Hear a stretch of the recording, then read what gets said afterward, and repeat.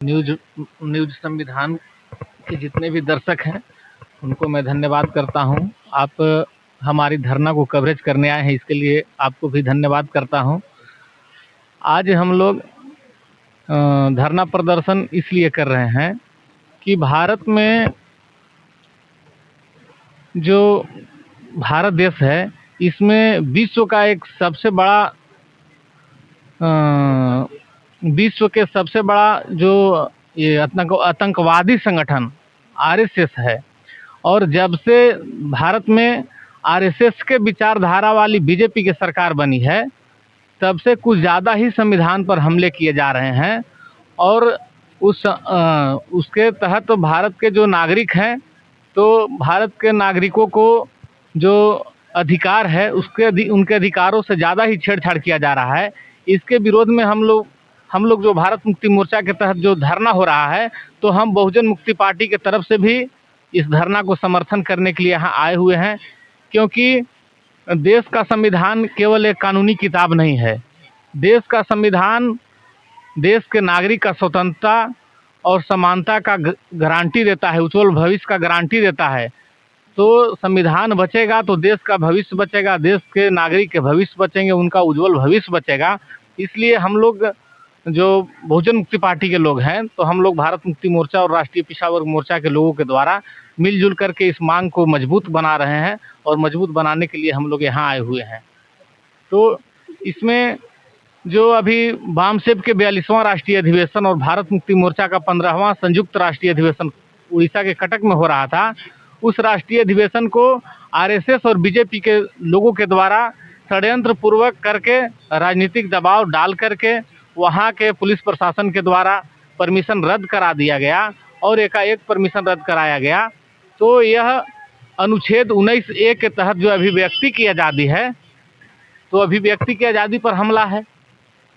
अनुच्छेद 19A(B) के तहत शांतिपूर्ण सभा करने का, जैसे कि अभी हम लोग धरना कर रहे हैं, तो हमको अधिकार है धरना करने का शांतिपूर्ण तरीके से।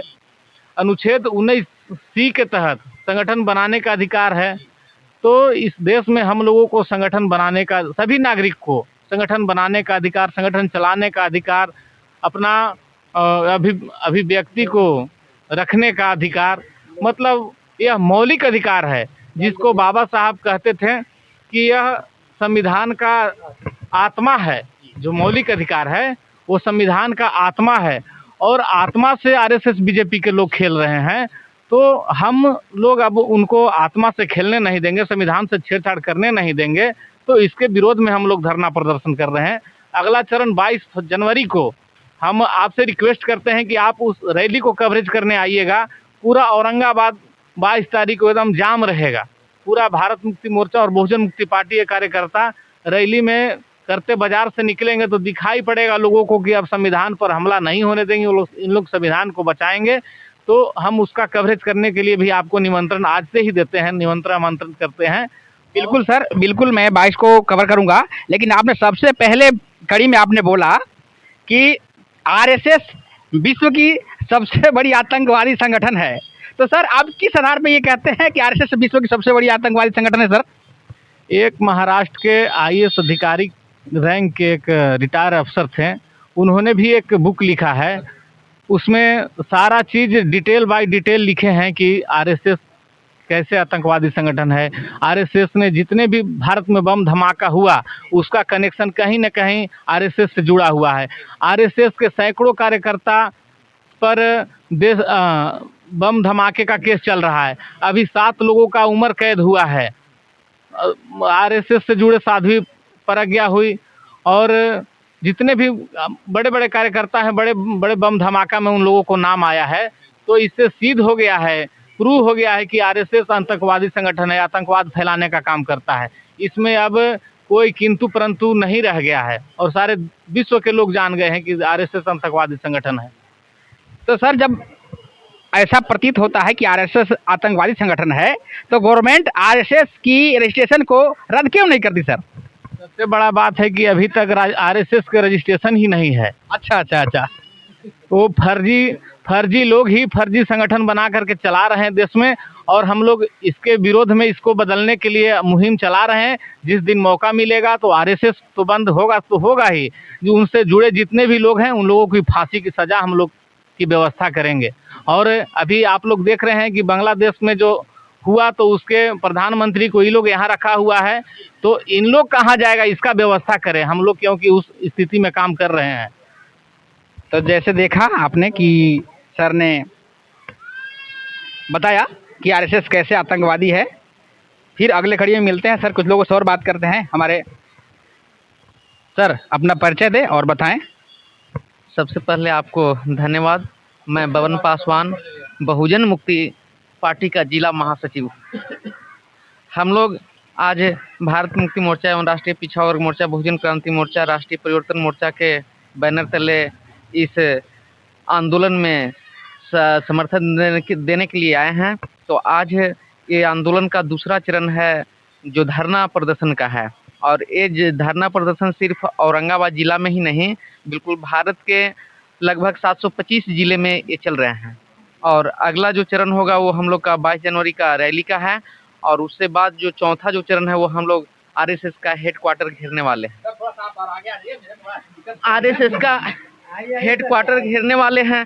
जो अभी जो मिथिलेश जी बतलाएं कि हम लोग के जो मौलिक अधिकार जो था इसको हनन किया जा रहा है, जिस पर न्याय की गारंटी था, जिस पर भरोसा था हम लोग का कि हम लोग के हाई कोर्ट से न्याय मिलेगा, लेकिन वहाँ से भी हम लोग के न्याय नहीं मिला।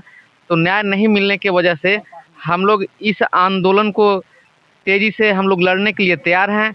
और जो हम लोग का जो अभी जो बतलाया गया कि आरएसएस जो है वो आतंकवादी संगठन है, इसका बहुत से सबूत है। पहले जो सरदार वल्लभ भाई पटेल थे वो भी इसको आरएसएस को बैन करने के लिए मांग किए थे कि नहीं, इसको रद्द किया जाए, इसको हटाया जाए। तो ये सब जो है आतंकवादी संगठन है। जितने जो देश में बम धमाका होता है, जितने जो कांड होता है, सारे का सारे जिम्मेवार जो है वो आरएसएस संगठन है।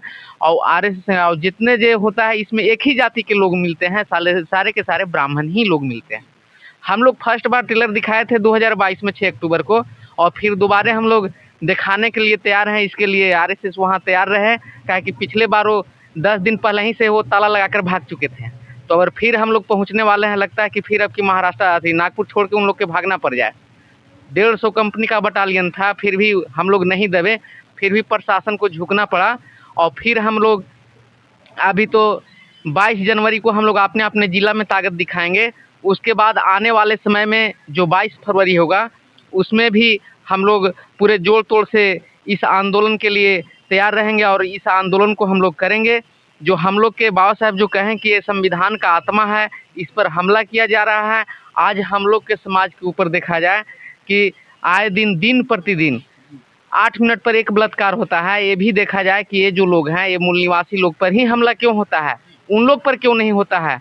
और जो हमला करने वाले जो लोग होते हैं वो उन्हीं लोग समाज के क्यों होते हैं। तो आज हम लोग जो है कि सुरक्षित नहीं है, आज़ाद नहीं है। यदि आज़ाद रहते तो हम लोग के परमिशन रद्द नहीं होता। और जितने जो अधिकतर जो न्यायालय में जो बैठे हुए हैं, या लोकतंत्र के चारों पिलर पर कहा जाए, वो एक ही कौम के लोग अधिकतर हैं, जो कि ब्राह्मण ही लोग हैं। तो आज हम लोग आज़ाद नहीं हैं, आज भी हम लोग गुलाम हैं।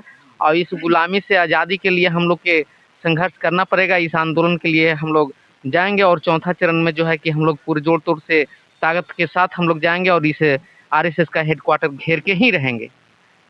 धन्यवाद। बहुत बहुत धन्यवाद बबन जी।